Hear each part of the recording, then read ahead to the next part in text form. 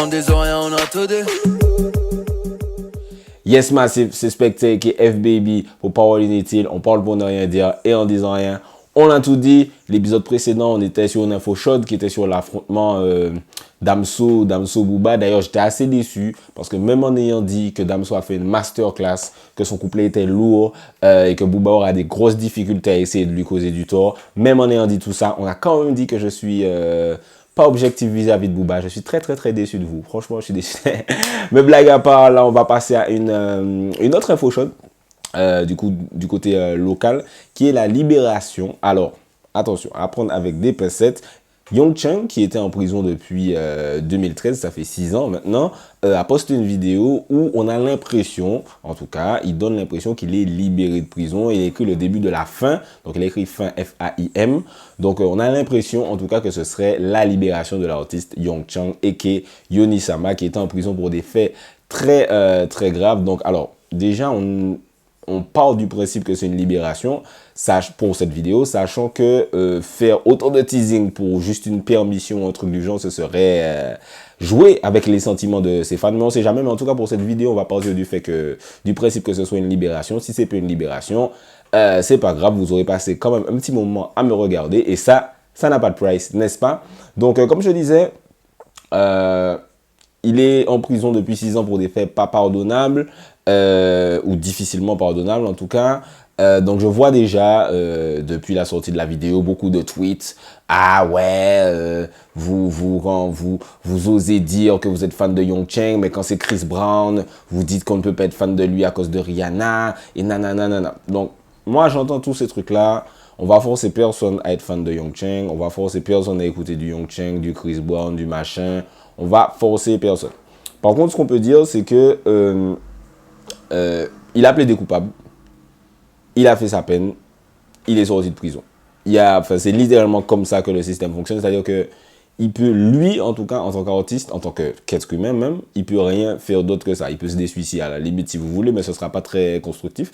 Donc on demande à personne de pardonner Young Chang. Par exemple, moi, je serais la victime ou la famille de la victime ou machin. J'aurais absolument pas pardonné Young Chang. Donc je peux pas demander à quelqu'un de pardonner Young Chang. Il n'y a pas de souci. Par contre, la dictature de la pensée, ça mène à rien. C'est-à-dire que si les gens veulent écouter du Young Chang, ils vont écouter du Young Chang. Si les gens veulent être contents que Young Chang soit sorti, ils seront contents que Young Chang soit sorti et vous n'allez rien faire. Donc déjà, ça, on va mettre les choses à plat pour tous les gens parce qu'il y a forcément des commentaires. Ouais, vous vous réjouissez que Young Chang soit sorti, c'est à cause de vous que les Antilles vont mal. Et nègre, chill, tu veux pas écouter, n'écoute pas, il n'y a pas de souci, laisse les gens tranquilles. Je dis tout ça, mais je sais que les gens vont quand même faire ça.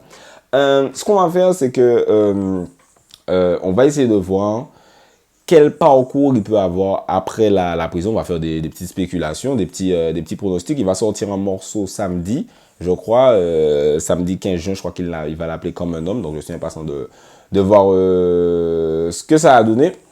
Il y a plusieurs voies que tu peux suivre.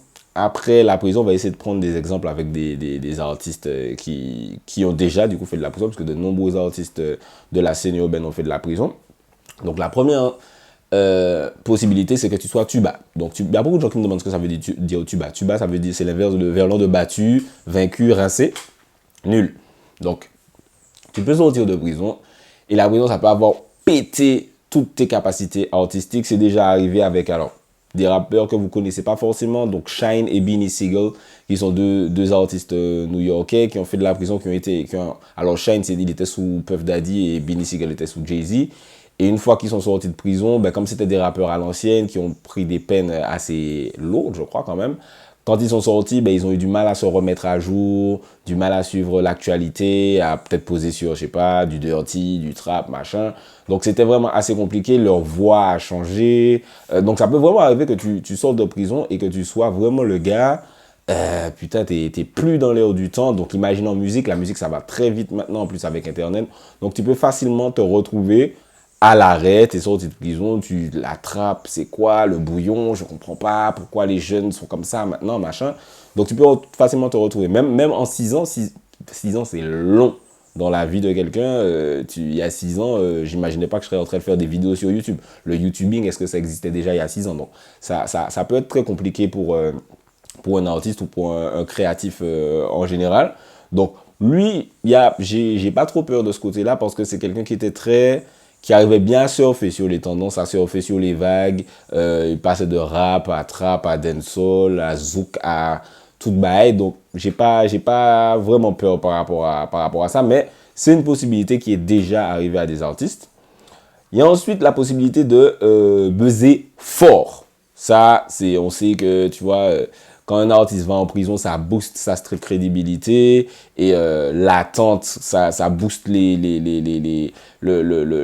de consommation après quand il y a un nouveau produit qui sort, ça on sait. Les exemples que j'ai, c'est simple. Booba, Rof, Tupac, Jackie, Meek Mill, il y en a pas mal. Après leur peine, ces gars, ils ont eu un buzz de malade, couplé à un talent de malade qui leur a permis du coup de transformer l'essai. Booba, ben, quand il était en prison en 96, je crois, 98 du coup, 96 c'est justement, il rappait avant, il a sorti le crime paix, tout ça je crois, ensuite il a pris une peine, mais je crois il a fait 1 an et demi, un truc comme ça, ou 2 ans, je sais plus, et quand il est sorti du coup, ils ont sorti Mauvais Oeil avec Lunatic, et là, boum, ça a explosé, ils avaient déjà un buzz, et grâce à la prison, la peine de prison de Booba, ça a doublé ce buzz. Tout le monde attendait que ça, donc ça s'est vendu comme des types même en indé. Je crois que c'est le premier groupe de rap français à faire disque d'or en indé ou une connerie comme ça. Rof, alors quand il a fait sa peine de prison avant le Code de l'horreur, qui est mon album préféré de Rof, il avait fait, pendant une de ses permissions, il avait fait la première partie de 50 Cent parce que je crois que les tickets ne se vendaient pas assez pour 50 Cent. Ils ont annoncé qu'il y aurait Rof et ça s'est vendu boum direct pour vous montrer vraiment que la prison, ça crée une vraie attente. Et Rof, quand il est sorti, voilà, son album, il a vendu de malade. Il a vendu plus que Booba sur 09 alors que Booba, il sortait de Westside quand même. Bon, on peut clairement se dire que bien Rof, c'était déjà Rof de toute façon, mais la prison, ça lui a donné un gros coup de boost sur ce projet. Tupac, on connaît, il a été en prison pour un truc grave quand même, puisqu'il a été accusé de viol et reconnu coupable. Et Suge Knight est venu payer, je sais pas trop quoi, pour le faire sortir. Et du coup, quand il est sorti, il a éteint le game, il a commencé à clasher Bad Boy. Il y avait une grosse demande de Tupac à ce moment-là. Il est resté en vie à peine, je crois, 1 an après sa sortie de prison, et encore, je crois, même pas 1 an complet. Et malgré ça, il a inondé le marché, et il a vraiment eu un run incroyable après sa sortie de prison. Donc, on peut vraiment dire que ça l'a boosté, même malgré des faits très graves. Et Meek Mill, pareil. Meek Mill, c'est un petit rappeur, un petit semi-underground. Et quand il est sorti de prison, il avait tellement un buzz que Rick Ross l'a signé. Et voilà, The Rest is History avec I'm a Boss, et Tupac Back, et j'en passais des meilleurs. Et du coup, Jackie, c'est un exemple qu'on oublie de ouf. Jackie est accusé de trucs qui, moi-même, je me dégoûte. C'est-à-dire que le gars, il est accusé de viol sous la menace d'une arme, reconnu coupable. Je crois même pas que ce soit une condamnation qui soit vraiment très contestée, quoi. Je crois que le gars, il est juste coupable. Donc des faits très très graves, et malgré ça, pendant toute son incarcération, il y avait vraiment une grosse campagne libérer Jackie, machin. Et quand il est sorti, c'était littéralement le renouveau du reggae, quoi. Quand Jackie est sorti, on respirait plus.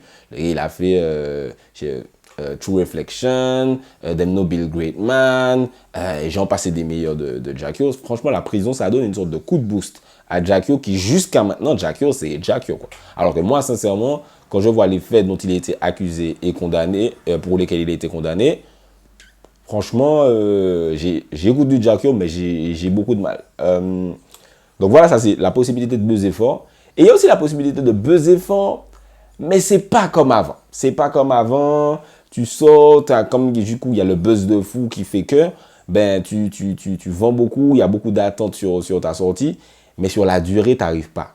Il y a un truc qui est plus pareil. Par exemple, moi, j'ai jamais été très fan de Gucci Mane. Quand il est sorti de prison, ça a fait un gros boom.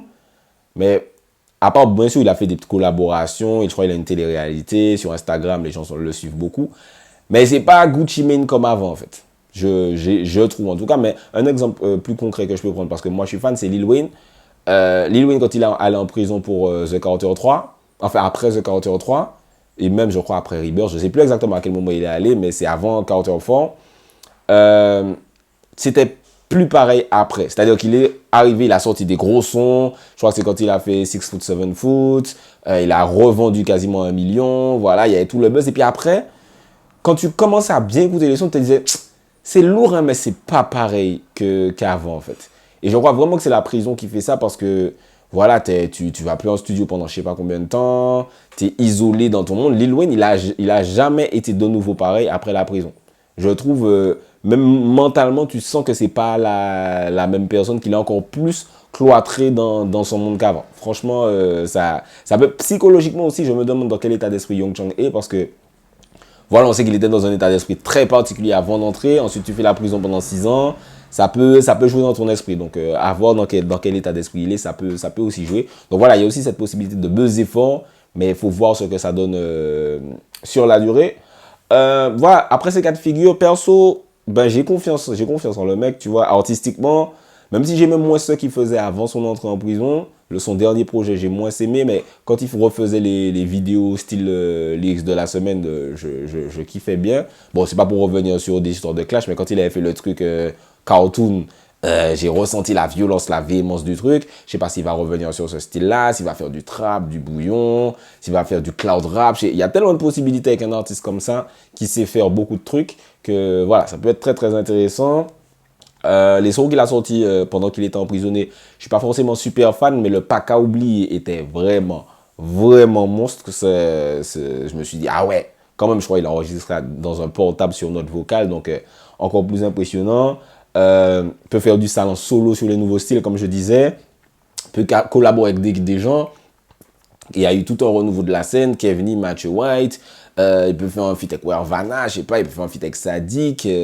On peut se dire qu'on rêve et qu'il fait le feat de la réconciliation avec Kérosène. Là, on rêve vraiment. Mais un Young Chang feat Kérosène, là, maintenant, ça éteint Internet tout de suite, en tout cas en Guadeloupe. En Martinique, je sais pas si on se rend compte de l'ampleur du truc, mais ce serait vraiment, vraiment fou. Imaginez que la sauce monte assez et qu'il fait un feat avec Kalash. Ce serait vraiment la réconciliation. Enfin, c'est pas pour dire que Madaguada, on est fâché, mais je pense que s'il y a vraiment un feat qui peut faire la Martinique et la Guadeloupe le temps d'un moment, enterrer la mini-hache de rivalité un peu comique qui est entre nous, ce serait vraiment un feat Kalash Young Chang MC. Kalash et Ozen, il y aura toujours un peu la compétition. Non, mais c'est lui qui a été meilleur. Non, mais c'est lui qui a été meilleur. Tandis que Kalash et Young Chang, je sens que ça va plus être de la fraternité, hein? Allez, on va utiliser le mot fraternité, faute de terme. Tout ça pour dire qu'en tout cas, content qu'il soit libre. On sait que les actes sont répréhensibles, les actes ne sont pas pardonnables, mais artistiquement, il peut vraiment apporter quelque chose au game. Le game est un peu lambin ces temps-ci, on va pas se mentir. Il n'y a rien de foufou, il n'y a rien qui me fait faire dans le game actuellement, sauf quand, je sais pas, Kalash sort un son. Ou tu vois Kérosène, il a fait son comeback, mais il a pas encore sorti depuis son truc judiciaire. Je sais même pas ce qu'il avait fait. Mais voilà, il a pas encore eu de son. Je me suis dit, ah ouais, là, il est revenu en mode sérieux. Donc le fait que Young Chang revienne dans le game, ça peut faire du bien. Il y a beaucoup de rumeurs qu'il sera à la Hold-In. S'il annonce à la Hold-In, je prends mon billet direct. Donc la balle est dans votre camp. Voilà, n'hésitez pas à me dire ce que vous pensez de la libération de Young Chang. Si c'est une vraie libération, si c'est pas juste une permission. Est-ce que vous pensez qu'il va faire du sale? Est-ce que vous pensez que c'est trop tard? Est-ce que vous êtes content? Est-ce que vous n'êtes pas content qu'il soit libéré?